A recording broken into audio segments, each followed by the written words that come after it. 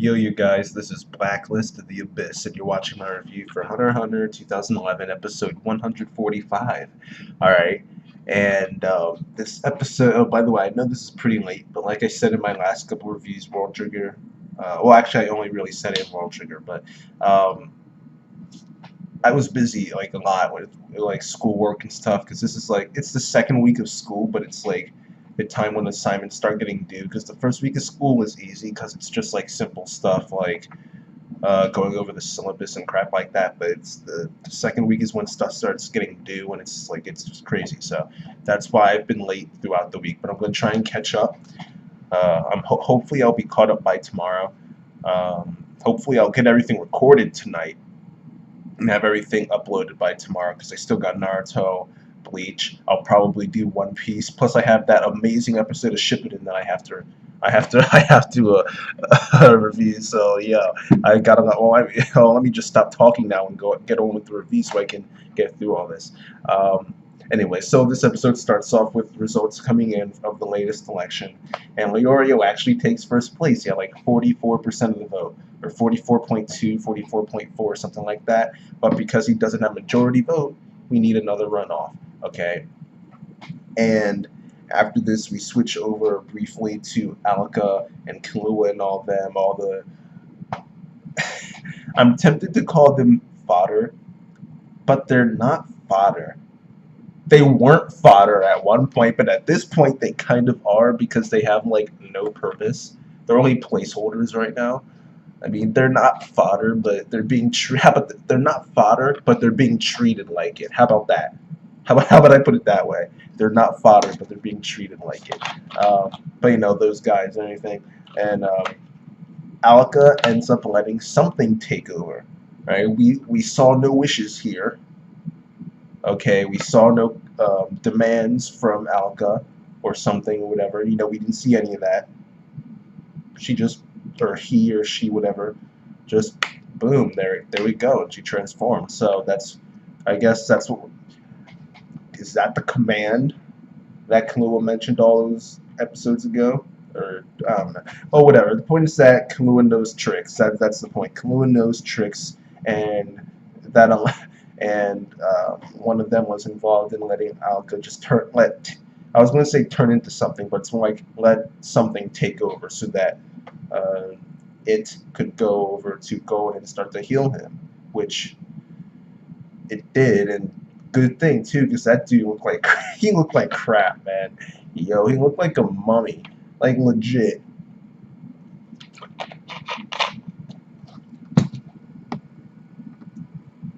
Gon legitimately looked like a mummy. Like it was not. This dude did not look good at all. Oh man, and his entire body was wrapped up too, except for his, well, his face was at least. His entire face was wrapped up. You barely saw like a little bit of skin like around his nose. You know, like the dude was. Why am I spending so much time on talking about whether or not Gon looked like a mummy? Whatever. Moving on. Moving on. Something starts to heal Gon. All right, and it's like it looked like the entire building went Super Saiyan or something like that. Well, it's like it was all black, so the aura was all black, so it's more like negative Saiyan or something like that. But like that had, that aura was so powerful. Everyone outside was just like, whoa! They were all like blown back by it.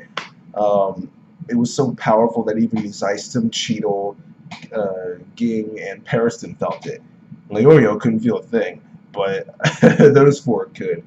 And Pariston was able to assume things from that. But I'll get to that later because I need to talk about Illumi and that evil laugh that he had. Okay, that was great. That was great. I love me a good evil laugh, and that was a great evil laugh. All right, yo, I might. Oh man, yo, that was great. That was great. I'm remembering it right now. I'm just like, yo, that was awesome. But anyway, the reason why, well, at first I was thinking that the reason he was so happy was because, yeah, he wants to control Alka's power and all that. And at first I was of the opinion that that was Alka's power. all that aura was Alika's. It was, or something's. It was something's aura that was the amount of power necessary to heal Gon. That's what I'm trying to say. Like that's what I thought it was at first, but then I was like, well, no, because that aura is the same aura that Gon had when he was fighting Pito. So would that not be Gon's aura coming back to him? So it's either or. I'm just gonna go with Gon for now. That's Gon's aura. His aura was sealed and now it's released and he's getting it all back at once. Which someone in the Crunchyroll comments posed the question: is he getting back the aura he had from pre-transformation, or is he getting back all the aura he had after the during the transformation when he turned into an adult? That's an interesting question, because if he does still have all that adult aura, that Gon's no joke then. If this dude still, I mean, I know he still isn't transformed and everything, but like, if he did get all the aura back from when he did actually have the physical transformation. Oh no, because the only reason he had to do the physical transformation in the first place was because his 12-year-old body couldn't handle it. I think he's 12. So because his body couldn't handle it, I'm assuming that's why he actually got bigger, turned into an adult. So no, he probably did. So he's just probably back to regular Gon. Well, I call him regular Gon, but he's not normal by any means. Dude's a freak of nature when it comes to how powerful he is at that age. It's ridiculous, yeah. But yeah. So yeah, that the big takeaway here is that release in aura, or return of aura, I guess, was so powerful that even Pariston sensed it. Right? And when Pariston sensed it, that was it. All right, that was it. Because this dude, as soon as he senses that, he starts asking Leorio questions. All right, and he's confirming what it is Leorio is running for chairman for, and that is to save Gon. And he's like, oh well, you don't have any plans for the association or anything. He's like, no, I just want to save Gon. All right, and I thought he was going to ask him, well, what would you do if Gon was already saved? But he never did, though. Instead, he just let it happen. And in order to buy time for that to actually happen, this dude called an emergency council. Yo, man, this dude's funny. He called an emergency council.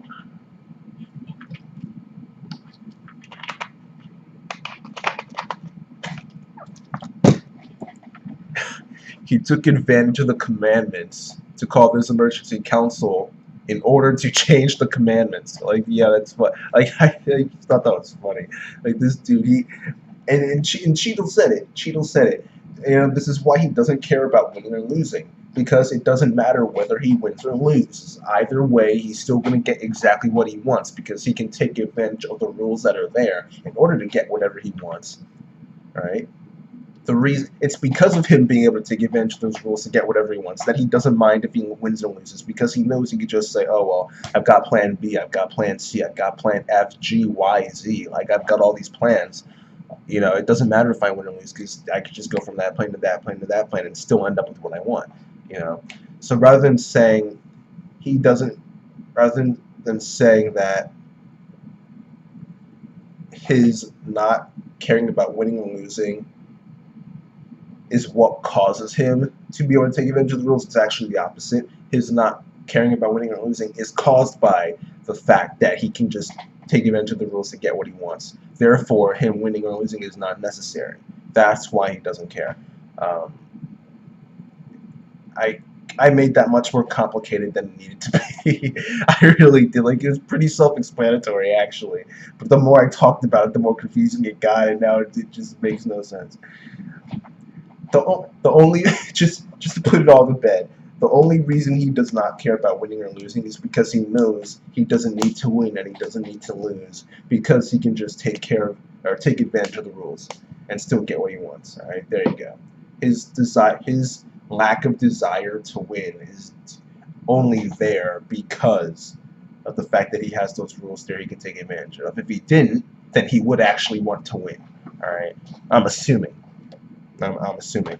All right, but anyway, he one of the things he brings up is abolishing the hunter exam, and Cheadle's thinking to herself like, no, I can't.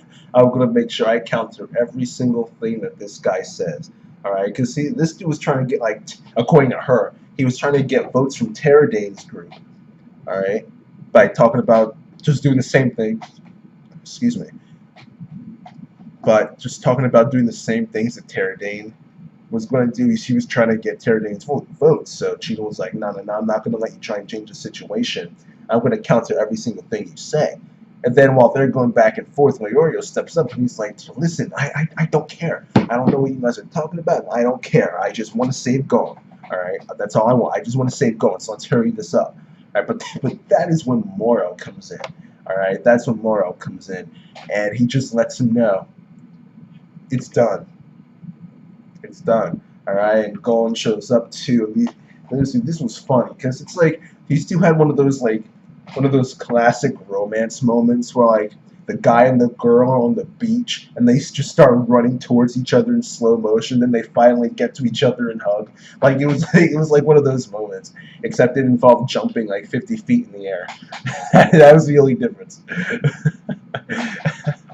But still, it was funny. It was funny, and everyone started cheering too, like they know what's going on. Like they know like bits and pieces here and there, but they don't know the full story. Yet they're still cheering like they're us, like sitting here, like man, this has been built up for the longest time. I'm happy it's finally here. Leorio and Gon meet again, and it's actually under good circumstances this time. Like yes, this is what I've been watching for the last 150 weeks. Right? Like they're acting like they're us.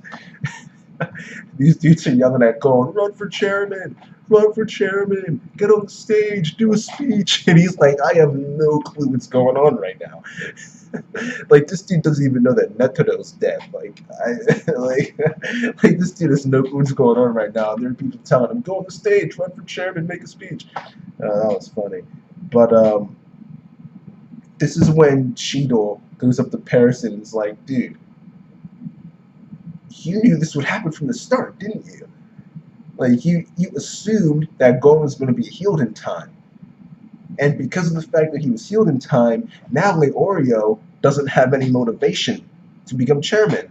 He has nothing he wants to, he literally has nothing he wants to do now. So there's literally no reason to support him anymore. So he pretty much is giving up the chairmanship to Pariston now, which is why. So Pariston wanted Cheadle and Zeiston to drop out. He wanted Leorio to be his final opponent. So like Cheadle's revealing all this, and you're just like sitting there like, whoa, this dude, like, and this dude's legit. And Pariston's like, nah, you're giving me too much credit. But then he eventually does admit that he did know that Gon was going to be saved, because back when he was threatening Gon in Ging's face a while back, saying he was going to visit his hospital room and stuff like that, and Ging said, nah, don't worry, you can go visit him if you want, he's not going to die. So when Pariston heard that, he realized that there was a way to save Gon, and Ging trusted that it would happen. So like, this dude's, I'm just sitting there like, yo, this dude, like, yo, I just, every single time I think Pariston can't outdo himself, he goes in and he outdoes himself. Like, I'm sure there are a lot of people who don't like Pariston, but I just can't dislike this dude because he's just so freaking awesome. And like, oh man, this dude is great. He takes such a little amount of information and is able to like make the world out of it and still figure everything out. Like, it's incredible. Though he doesn't figure everything out, because he had actually assumed that the final two people in the election were going to be him and Ging, and that Ging was going to win because of the sympathy he would get from Gon, from the stuff going on with Gon. Which is, it just switched to Leorio though, which once Leorio did do what he did and punched Ging, and Ging stopped trying, and he didn't he just dropped out pretty much. Like he didn't drop out. He was forced to drop out because of his own rules, because of the whole votes thing and not making it into that top 50%. But essentially he dropped out because he didn't care enough to try and get votes.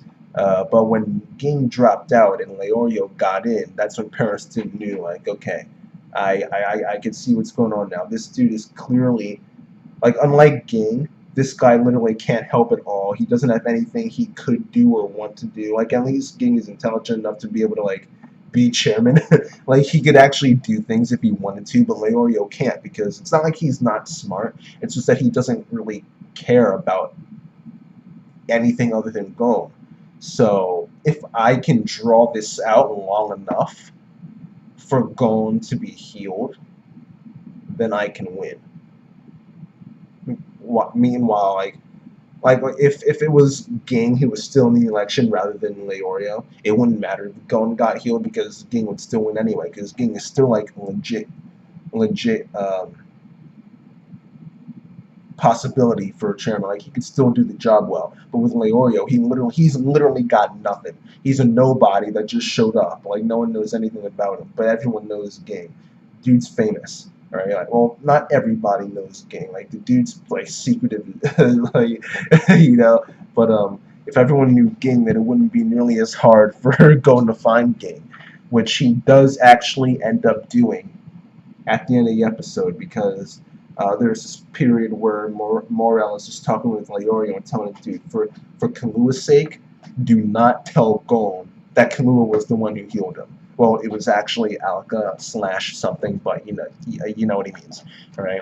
So he tells him, for Kalua's sake, just don't tell Gon how he was healed, which I would assume has to do with the fact that back when Kalua and Keikaku first became friends, Kalua told him, like, don't expect me to thank you for anything anymore, because I don't thank my friends. So he probably expects the same thing from them as well. Like, he doesn't want his friends to thank him for things because they're friends, so it's just expected that they do things like that for each other. And if Gon were to learn that it was Kalua who saved him, how could he not thank him for saving his life? You know, like that. Gon was done. Gon was done. There was no way to save him. Literally, there was no way to save him. But Kalua still managed to save him. Okay, so that is worthy of quite a bit of thanks. So that's, I would assume, it had not, the whole for Kalua's sake thing is referring to that. Though there might be more to it than that as well. But and it could also lead to questions too. Gon having questions for Kalua, like, how did you save me, which Kalua wouldn't be able to answer, because his family would not be very pleased with him revealing the secrets of Alaka to outsiders, even if it's someone like Gon who's a close friend, and he still won't stand for that crap. So I'm sure it's like multiple reasons combined. But anyway, Leorio can't tell Gon how he was saved, right? But while all this is going on, Gon sees those two dudes from Greed Island, and they're pointing at Ging, all right? And Gon sees that, he's like, oh my god, that's Ging, all right? And believe it or not, this whole tangent of mine, this whole monologue of mine, started with me saying, with me mentioning Gon finding Ging, all right? And how Gon would have been able to find him much easier if he wasn't so secretive and all that. So now I finally got to the point I was trying to make before, that Gon did find Ging at the end of the episode. And then, Ging is funny. This dude was sitting there like, man, I knew it was gonna happen eventually, but dang, like, he wanted to draw it out as long as possible. Oh man, this dude is a great father. Like this dude is a great father, man. Going out of his way to try and not see his son. Putting his son through like life-threatening situations, time in and time out. And when his son finally does reach him, he's like, "God, man, how come I couldn't make this last a little bit longer?" Oh man, dude is great. But that's it for the episode, you guys. 20 minutes is way too long. Overall, I'll give the episode an 8.5 out of 10. there was a decent amount of great stuff in here, but there was also some stuff where I'm just like, you know, get on with it, you know. Um, it was a really good episode. Like, don't take that the wrong way. This was a really good episode to the point where it's almost great, but it's not like, but it's not so good that when I got done watching it, I was like, oh my god, that was so great. You know, like I just wasn't at that point yet. So I'm giving it an 8.5 out of 10, and that's that, you guys.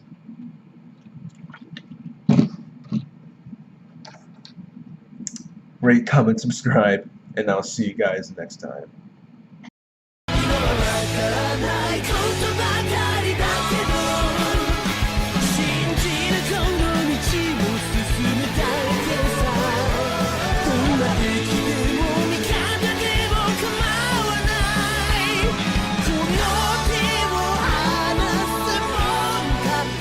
Can I